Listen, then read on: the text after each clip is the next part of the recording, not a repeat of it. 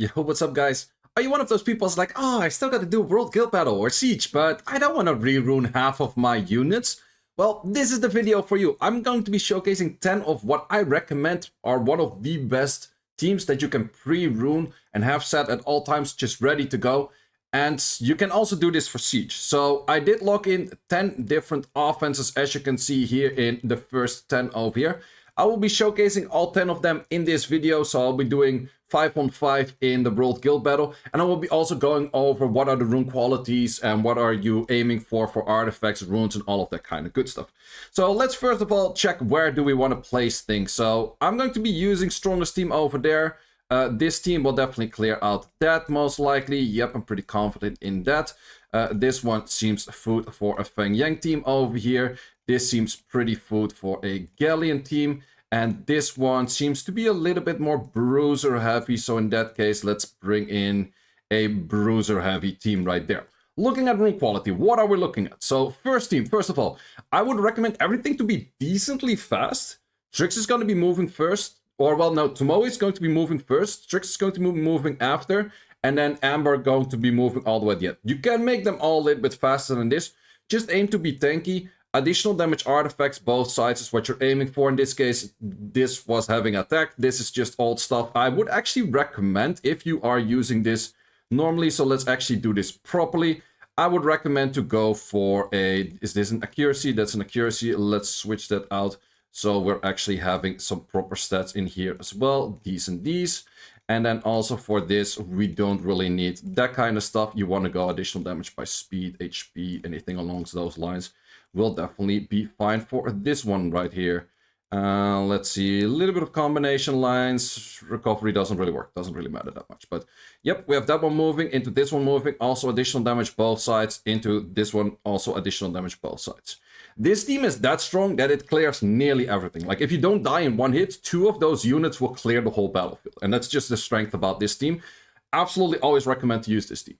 Then second team we have is the Hyenas on Swift, also additional damage both sides. Then into this thing, the Homunculus, also known as Shangjiao in my case, at least I think it was that banana. Also additional damage artifacts. It's going to be on the unbalanced field. These 2 skills don't matter as much, but I recommend to go for the Weaken and for the Purification thing. This is not even max skilled.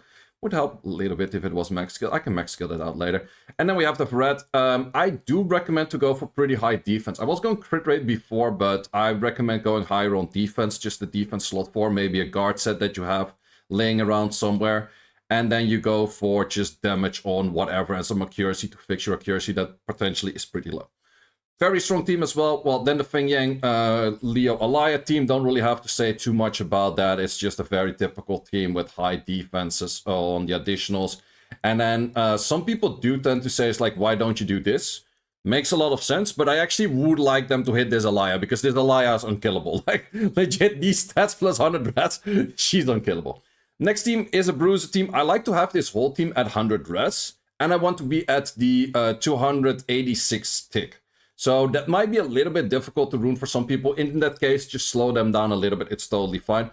But you want to be building them Bruiser, HP on the 6, crit rate on the 4 is what I recommend. And you can go for Destroy in case they have a little bit of healing back and forth. And this one is just tanky healing and that kind of shenanigans. This one you can do some minor stuff over here. Some accuracy 3, some healing 1 is an option. This one, of course, minus fire and then some recovery 1 at 3. And for this one, of course, you want to be doing... wait, that is still a pretty old set. I definitely do not want to be going for those.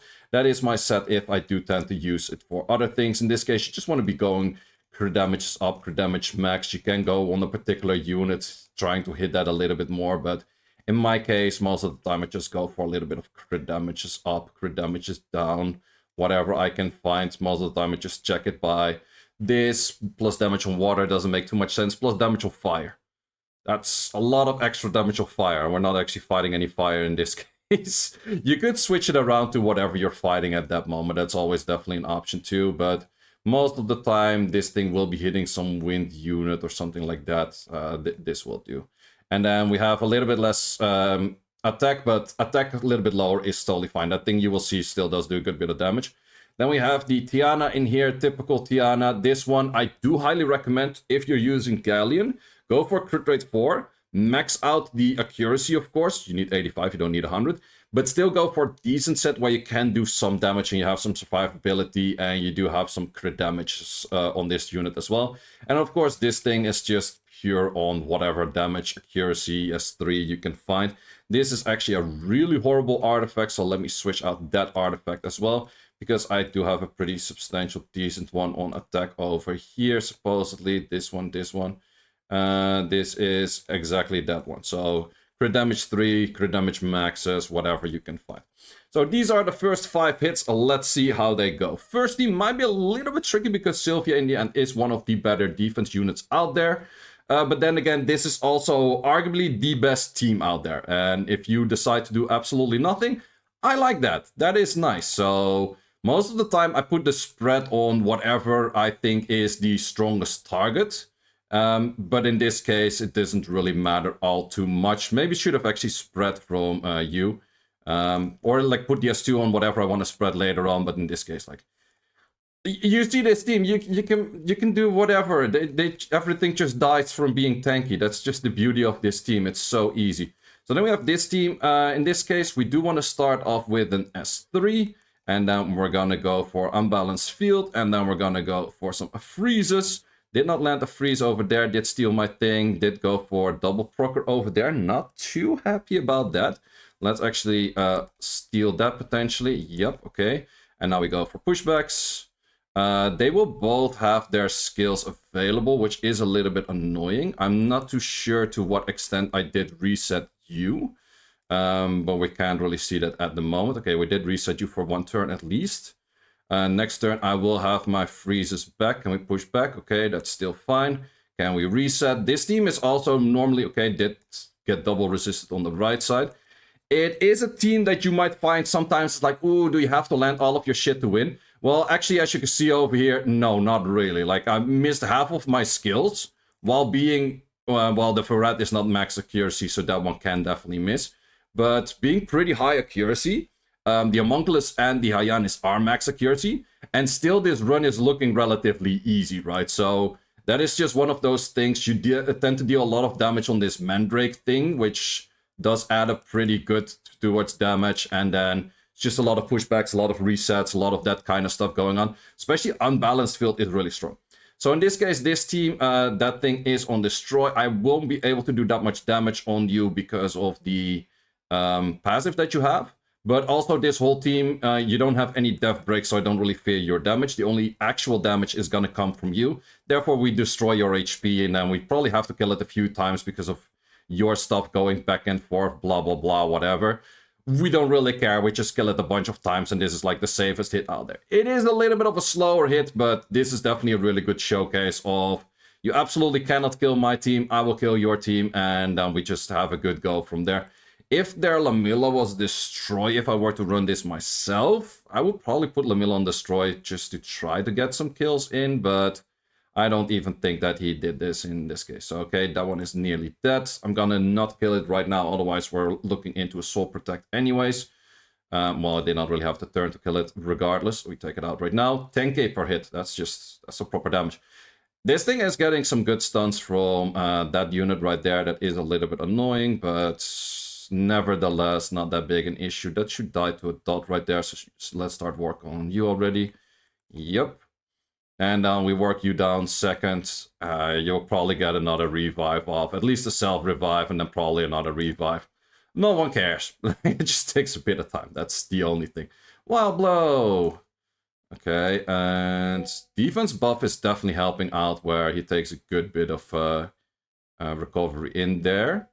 I think that he might die to the dot right now. I'm not 100% sure. I think he will. Yeah, should die to the dot, right? Okay, no longer dies to the dot because of that healing right there. That actually does help him out. Well, now he will have another turn, but he don't. He dead. Nice. Always like that. Okay, from here, it's just simple cleanup. As mentioned, you're not doing as much damage by the multi-hits, but Aya in the end is still... It's more of an offense unit than a defense unit, in my opinion. Like, sure, it can do some annoying stuff with, like, revenges and blah blah blah, and it's healing itself, but it's not really there for defense. Okay, so we have this team coming up next. As I mentioned, more of a bruisery team in here. 100% resistance whole team definitely did work out right there. Okay, we have to hit you due to that, but that is totally fine. Now we can start hitting something else. Let's give you an attack buff to work with that. And now you're going to see that this thing still has... Okay, we got the death break on the very last hit. That doesn't really help out. We have that one to be removed.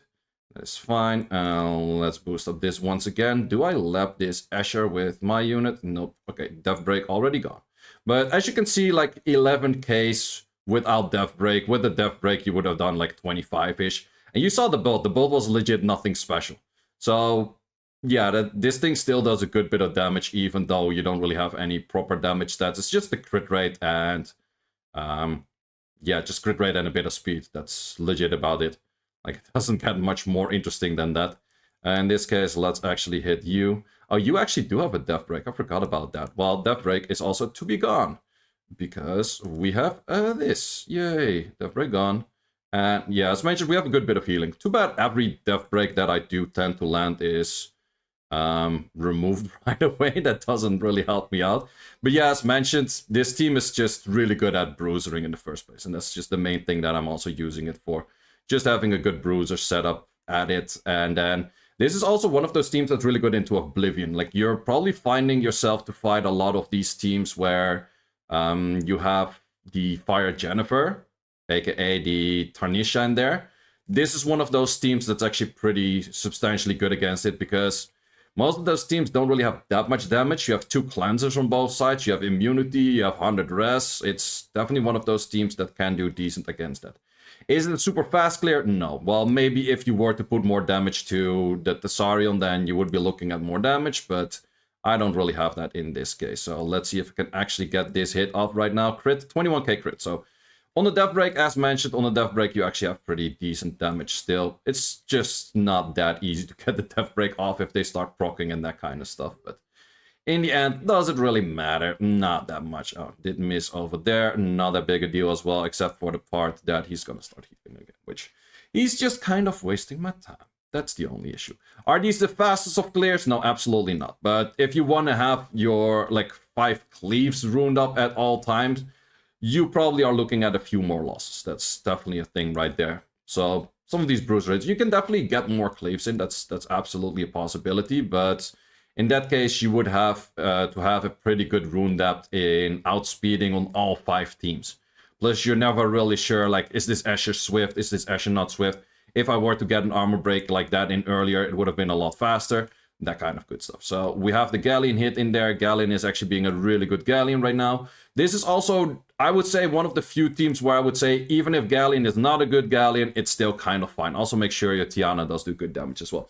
So those are the first 5 rounds. So we're not going to be able to be using any of those teams in repeat.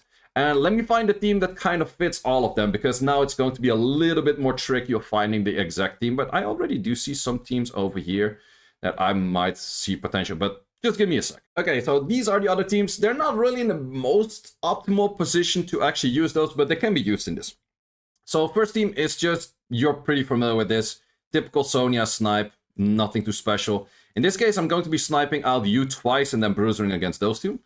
This team is maybe not the best because you can actually do pretty good damage to that, but the reason I don't add it in a 5th just yet is because your 5th is flexible. Could be a Windy, could be a Tractor, could be a Gladriel, could be a Kumar, could be a lot of things. So in this case, since I don't really like to get my final unit to get a death break and I can kind of use the shield, a Windy will still be pretty solid in that. So I will, I don't really have a Windy rune right now, but I'll rune that up just in a second. So this is going to be the blood. I highly recommend Violent, because if you proc, like, you're gonna kill regardless. You don't need Rage. So the thing is, if you have Vio and you get your turn back, it's faster to get this skill back.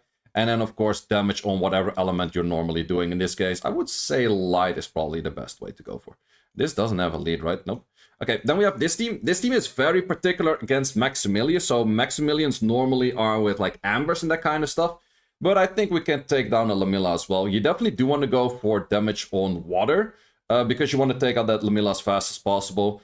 And this one is just damage on whatever first. And this one is also most likely damage on water to take that out first. This team is not really a particular good team for this at all. But I had to use that somewhere. And it's just a good team throughout. Main idea is you have the S2 going in over here. Into the stance for this one. You only have to get 70 crit rate. And then you go for a heavy hit on this. And I put this on Violent. I would recommend other people to put this on Swift if you don't have these kind of speedy routes.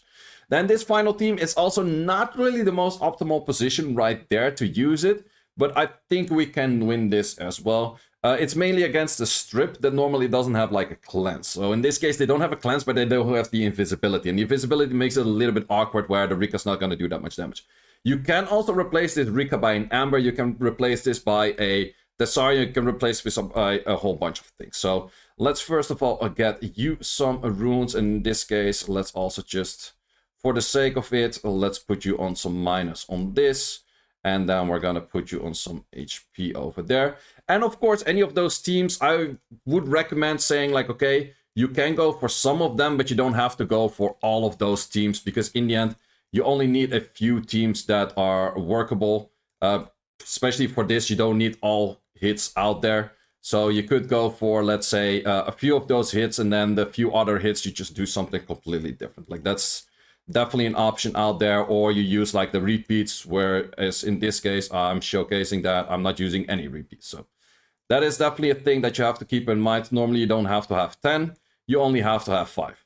For Siege, however, well, maybe you're working with some duplicates, and then you don't need to have the full set as well. So just as mentioned, super tanky. I don't really care about the speed. I don't really care about you taking turns in the first place. Just want the shits to survive. That's the main thing out there. So let's see what we can do. So first of all, this one is pretty fast. Let's take you out first. Yes, sir. Let's take you out second. These two can actually do good enough damage where I have seen them kill this whole team. That is definitely if you have high damage on the crack. I have seen them do good enough damage where they could take down this whole team, which definitely, if there's a Kovachi in the middle, it's a lot safer to use this team rather than when there is a Greg in the middle. But in this case, this Greg seems to be pretty fast, and therefore it's not dealing as much damage at all. So that's definitely it's occasional the damage, but it's definitely nothing to write home about being like, yo, there's some crazy stuff going on.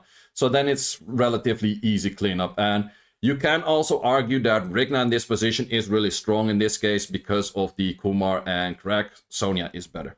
So in this case, we do actually fully outspeed. So they're going to be pretty high on damage. That's fine. Let's just use a skill 1 for that right now. Main thing is we need you to die. Thank you very much. Okay, you did. Then let's start doing for this because you do actually have a freeze, which I'm not going to be liking as much. And we're just gonna whittle this thing down as much as possible. Don't really have to go for an S2 as of yet. Yay, counters. Yay, not that much damage. Yay, okay. I always like it where my unit additional turns where it gives me the chance to take the turn when this thing is close to 1. Because then it's for sure that the enemy cannot proc out and mess up my things. So in the end, mainly do tend to use this against teams where you have some water AoE damage dealer. That's the main thing. If you don't fight anything AoE damagey-ish, then it's always hard to get your demon to die. Okay, we did, with a sliver of health, did survive over there. But that's kind of fine. It just takes a little bit longer. That thing is tanky as hell, though. Well, apparently I'm also slightly tanky. Yay, can take you out. Good damage. As mentioned, Violent is more than enough damage. Like, you really don't have to go for any rage set on those kind of things. And even I think I did not even have the right elemental damage that I wanted to do, and it still does way more than enough damage. So, definitely one of those things, don't go for that. It's not necessary. But, let's move on to the next. We have this thing going in, goes for an S3. Did actually miss one, that's pretty convenient for me. And we are not killing anything just yet. Let's go for hit over there. Does this kill right now? No, still not. Doesn't kill anything. Scroll trap. No scroll trap. Normally, I would say that this is also a slight bit of a better team where you tend to use it against, what's it called? You tend to use it against an Ian. Or is it Ian? No, Ezio. Yeah, that's Ian, right? No, the other one is Ian. God damn it, Lionel. That's the one I was looking for. It's better against a Lionel, because this thing can seal trap you and they're kind of annoying, but in this case, did really work out. And you tend to see a fair bit of these kind of teams, and they're kind of food for all of this. So definitely a strong team out there. We have the outspeed over here. We got the stance over there. In this case, I think I want to take you out. Otherwise, I will have a big issue. And I did not land a death break. So that's also kind of an issue right there. And I did get the Oblivion on both.